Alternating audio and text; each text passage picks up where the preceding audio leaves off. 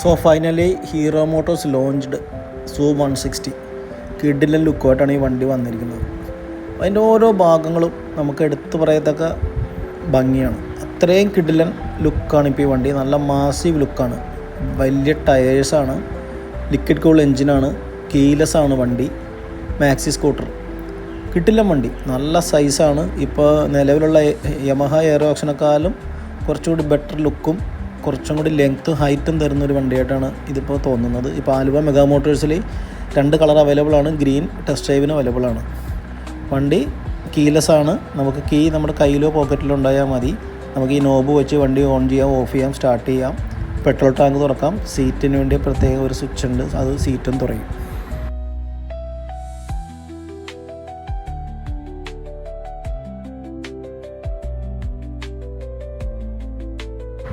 നമുക്ക് ഈ കീ ഉപയോഗിച്ച് തന്നെ വണ്ടി നമുക്ക് അതിൻ്റെ ലൈറ്റ് ഇൻഡിക്കേറ്റർ ഓൺ ചെയ്യാം, ഹെഡ് ലൈറ്റ് ഓൺ ചെയ്യാം, അതുപോലെ തന്നെ സീറ്റും ഓപ്പൺ ചെയ്യാൻ പറ്റും.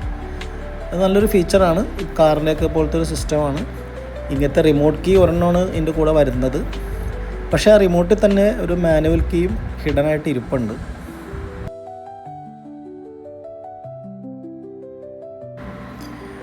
ഫോർട്ടീൻ ഇഞ്ച് വീൽസ്, ബിഗ് ടയേഴ്സാണ്, ലിക്വിഡ് കൂൾ എൻജിനാണ്. എല്ലാം കൊണ്ടും വണ്ടി നല്ല കിടിലൻ ലുക്കാണ്. ഹീറോ ഒക്കെ ഇമാതിരി മാറ്റം വരുമെന്ന് നമ്മൾ ഒരിക്കലും ചിന്തിച്ചിട്ടില്ല. അതുപോലത്തെ ലുക്കായിട്ടാണ് ഇപ്പോൾ അവരുടെ മിക്ക വണ്ടികളും തന്നെ ഇറങ്ങുന്നത്. CBC ആയിക്കോട്ടെ, എക്സ്പൾസ് ആയിക്കോട്ടെ. വണ്ടി സ്കൂട്ടർ, മാക്സി സ്കൂട്ടർ ഒരു രക്ഷയില്ല. പിള്ളേർക്കൊക്കെ ധൈര്യമായിട്ട് എടുക്കാം. ആലുവ മെഗാ മോട്ടോഴ്സിൽ ടെസ്റ്റ് ഡ്രൈവ് അവൈലബിൾ ആണ്.